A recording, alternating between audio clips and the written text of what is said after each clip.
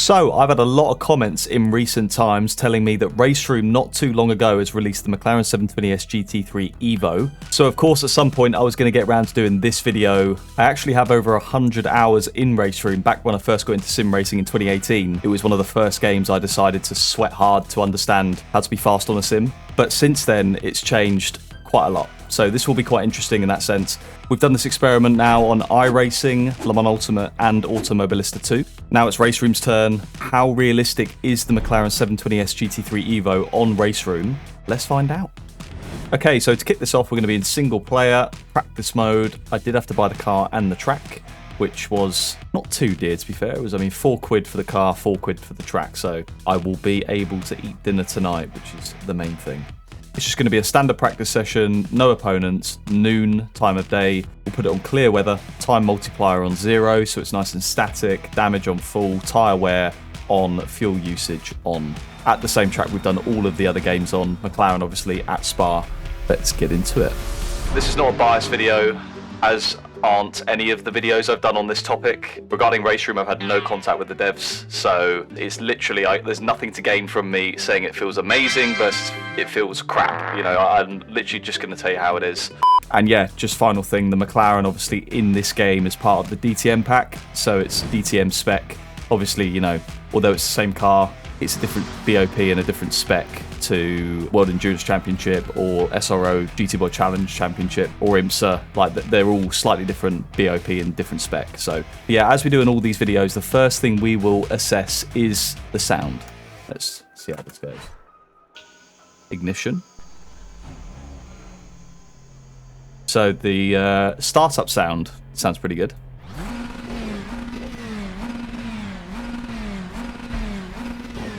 Yeah, it's suffering from the same limitations as the other games are, really. That internal audio, you can see it's trying to do the right thing, but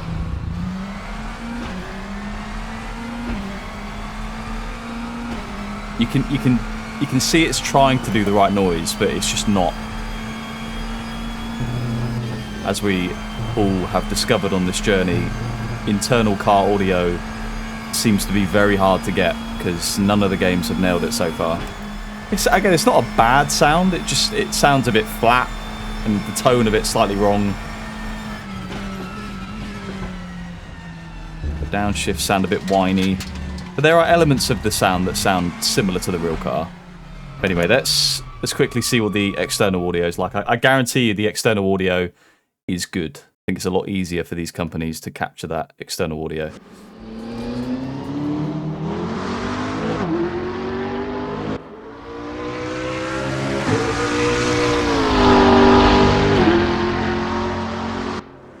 Sounds pretty good.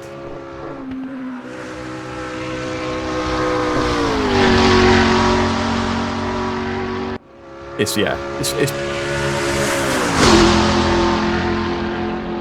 pretty good. I'd say it's not the best external audio we've heard out of all the titles so far, but it's still pretty close. As we've seen with all the other titles, in-car audio not good, external car audio good. Wow, straight back in the car there, what the hell?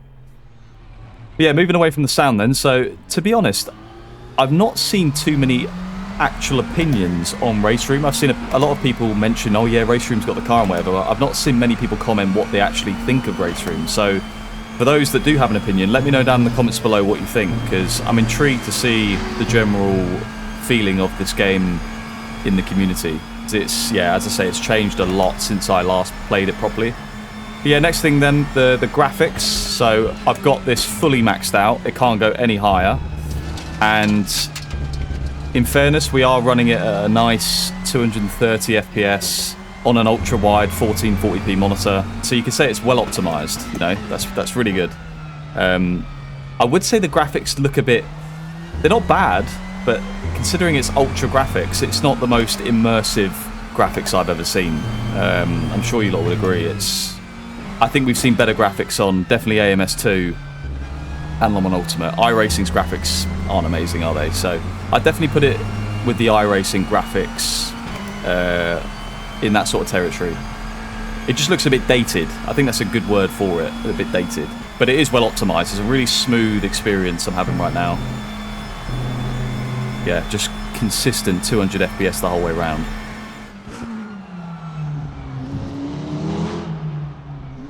The other obvious thing as well is the track not being up to date. So this is Spa from pre-2020, I think. A lot of the runoff areas and curbing areas are how they used to be and not how they are now. So there's less gravel traps. Today's Spa has quite a few gravel traps in places. And you see Eau Rouge there, yeah, just a lot tighter. So it's it's a dated track, which is not ideal for this comparison, but it's still the same layout. You know, it's very similar to the one they have at Spa now. And yeah, the other thing about RaceRoom that I was surprised at was the fact that it doesn't seem to have much of a dynamic track system. So it's literally the same grip all the time. Obviously the tyres wear, so that doesn't affect the grip you have, but the actual track remains static the entire time. That's not the most immersive thing. Obviously in real life, every lap pretty much the track's changing, the rubber that's getting put down by other cars, the weather affecting the track. You know, you can have water washing grip away, and the track's an always changing living thing in a way. And that's why qualifying and racing in real life is really exciting, because you go out on track and you don't quite know how much grip there's going to be, whereas when it's static all the time like this, I can imagine it does get a little bit boring. It takes out, as I say, that immersiveness, but also from a driver's point of view, a lot of a driver's skill, I think, is sussing out the conditions there and then and reacting to it. Whereas if you just know what grip you're going to have, it makes it a little bit boring. But I'm pretty sure that is the case. I couldn't find a dynamic track or any way to change the grip level. So if I am wrong on that, let me know. I'm pretty sure I'm right with that though. And yeah, before we comment on the feeling of the car, let's quickly just go through the car setup. I've run with default, but I've tweaked a few things because it was really, really understeery. I could not get it through corners with default, which is pretty standard to be fair. So gone backwards on the brake bias, 30 litres of fuel, can't change the tyre compound, so we'll leave that on hard. I've basically softened the front springs and roll bars and stiffen the rear just to give me some rotation to get it through some of the corners, especially the medium high speed like Eau Rouge and Blanchimont. Apart from that, I've not really touched much. I changed the steering angle to my standard 900 degrees. I went all the way on the steering lock to make it as sensitive as possible, just so it didn't feel like a boat. And in terms of TC and ABS, I'm running it on 3 TC and 3 ABS. So that's what felt the nicest on the traction zones, but also under braking. ABS 3 felt quite nice. So as I say, I sat here and tuned everything for about an hour just to make it feel as good as I could make it feel in that time period. And honestly, like, the feeling I get is generally good, like really good. There's a lot of positives from the feeling you get in RaceRoom, I think, at least in this car. The braking feels a little bit like Rennsport and ACC, where the fastest way is literally just to smash it and there's no consideration for being in the ABS too much. And if you are too far into the ABS, the braking efficiency reduces and you actually don't stop the car as quickly. It's not just a case of smash the pedal and that's it.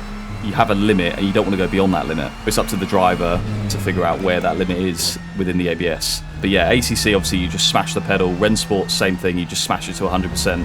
And I get the feeling that RaceRoom is the same in that sense. You know, when I smash the brake, I can hear the ABS working, but I can't feel it like you can in Le Mans Ultimate through the wheel.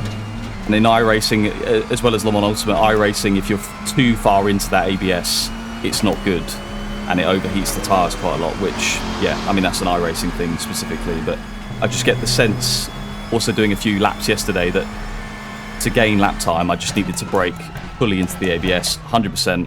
And that was the most efficient way to stop the car. So braking could be improved. The general weight feeling, so I've commented on this in ACC before, where they've made the cars feel really heavy, and I think that's a good thing, because GT cars are heavy cars, you know, about 1.2, 1.3 tons, over 1,000 kilos. And I think RaceRoom, it ticks that box quite nicely as well. It's not as extreme as ACC. They don't feel as heavy. Obviously, again, you can start to tweak the force feedback and stuff to make these things feel more extreme in that sense. But just out of the box and tweaking the basic settings, it feels not as heavy as ACC. The cars don't feel as heavy, but they do feel heavier and better in that area than, say, like a Le Mans Ultimate, where the cars don't feel heavy enough. So I think they actually might have struck a nice balance there in terms of, I feel like I'm driving a GT car. Curbs and bumps feel actually out of the box nice. Like, a lot of sim titles get this wrong, where they make curbs and bumps feel way too aggressive, too extreme, and you know, it feels like you're hitting a brick wall, which is not the case in real life. These big GT cars and the suspension systems they have just glide over curbs, glide over bumps for the most part. You don't really feel a lot as a driver. You can feel bumps and curbs, but it's not an aggressive hit like it is in, say, ACC, or like in Le Mans Ultimate, where the car grabs on the curbs quite a lot, which you can sort out by turning up the smoothing in-game in the force feedback. But yeah, in RaceRoom out of the box, they feel nice. I mean, they look a bit weird graphically, the curbs, I think. They look a bit artificial and fake, but the feeling and the audio I get over those curbs feels quite nice, to be honest. You can see here, Blanchimont curb. I can feel it, but it feels like a gliding feeling. If I use this curb here, I can barely feel that. Let's mount the final chicane curb. Yeah, you can barely feel that. Maybe it's even a little bit too nice over curbs, you could say. Almost on the other end of the spectrum compared to an ACC.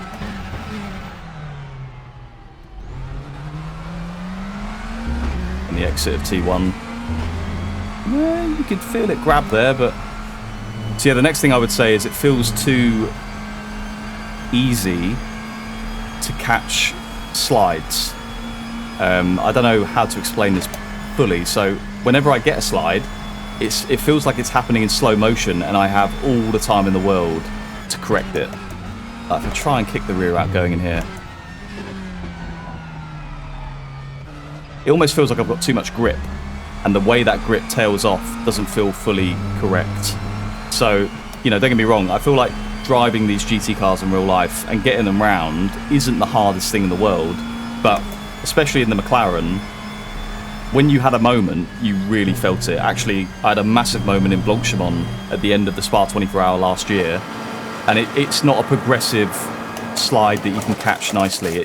When they go, they really snap on you, and it can catch you out. So I think it's probably a little bit too lenient in that respect. You don't really seem to be in any sort of trouble in terms of crashing or anything. Sort of understeer at Eau Rouge there. But you see, I had a massive slide at the top, but it didn't concern me at all. There wasn't any sort of snap. It was just very progressive, the grip loss. But yeah, what I will say though is, when I had a spin yesterday, it felt very realistic. Once I'd actually gone past the point of, right, I've run out of grip, when I had the spin, it felt quite realistic. I'll try and recreate it. So it was on the exit of No Name, which is coming right up.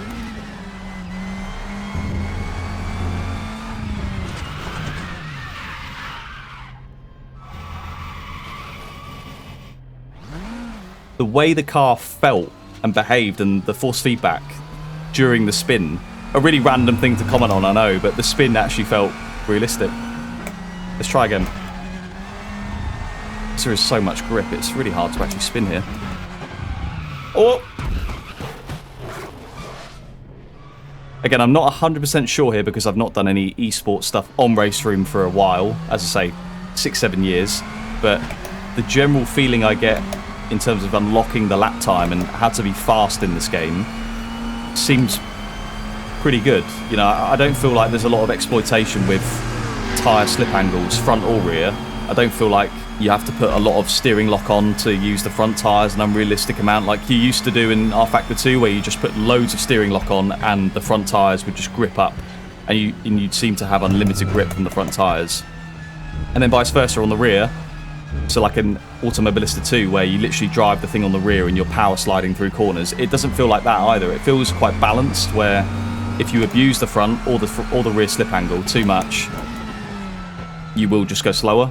I'd say it's maybe a tiny bit towards the Rennsport driving style, which some of you may have tried out, where you basically power slide. As soon as you come off the brake and you're in the corner, you power slide from mid-corner to exit, and you're balancing it on throttle. It feels a little bit like that, but it's not much. It does feel like the car's rolling, and it feels like it's behaving like a normal car for the most part. I can just feel a hint of slidiness in it. But yeah, overall, I'd say it's generally really good in that department. The other thing as well is obviously it doesn't have wet weather. RaceRoom, it's purely dry conditions, which is a shame, obviously, because, you know, wet weather, mixed conditions, all that stuff adds to the immersion of the game. So yeah, just having the same grip, dry conditions all the time does seem a little bit limiting, to be honest. Okay then, let's see what RaceRoom is like on or near the limit in a push lap. And let's just see what lap time we do, how it behaves when we're really, really pushing. So, set the final corner up. Nice straight exit. The track limits are very harsh around here, so I'm going to have to keep it between the white lines.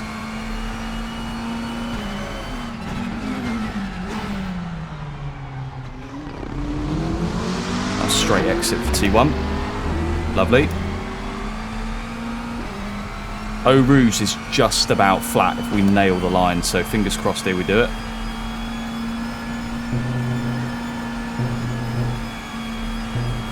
Which we do, just about. Setup's a little bit understeery still, so it's really hard to get it through there flat.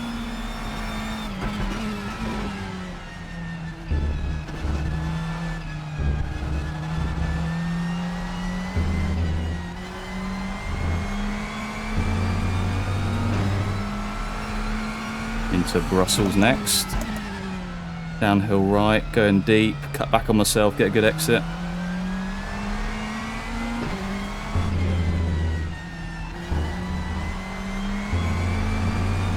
Just about kept it within track limits there. Going down to Pouhon. Can so easily understeer through Pouhon, but yeah, we managed that quite nicely into Pif Paf, down 2 gears. Roll it in, let it coast through the right. Late apex for the left. Patient with the throttle. Run out wide into Stavolo.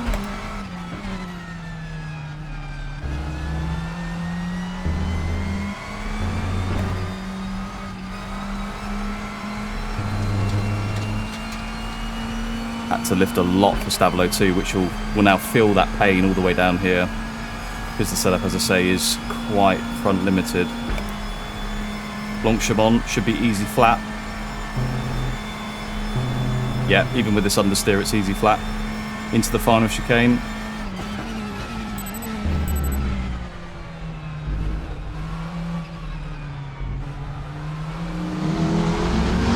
Straight exit off the final chicane, straight run to the line. What lap time we're going to do? 2 minutes 20.0, not even breaking into the 19s. Wow, that is slow. I mean, we're on fairly low fuel, new tyres. Obviously, the track conditions are very static. DTM spec as well, I'm not 100% sure how that stacks up at Spa, because I'm not sure DTM went to Spa. But yeah, just interesting, 2 minute 20.0. Maybe I'm just washed. Maybe that's it.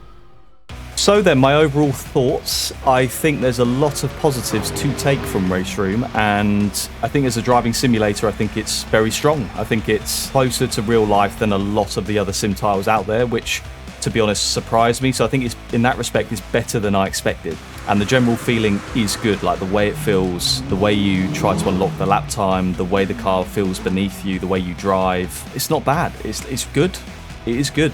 I think there are other areas that are slightly weaker. So I wouldn't say it's the most enjoyable game to play.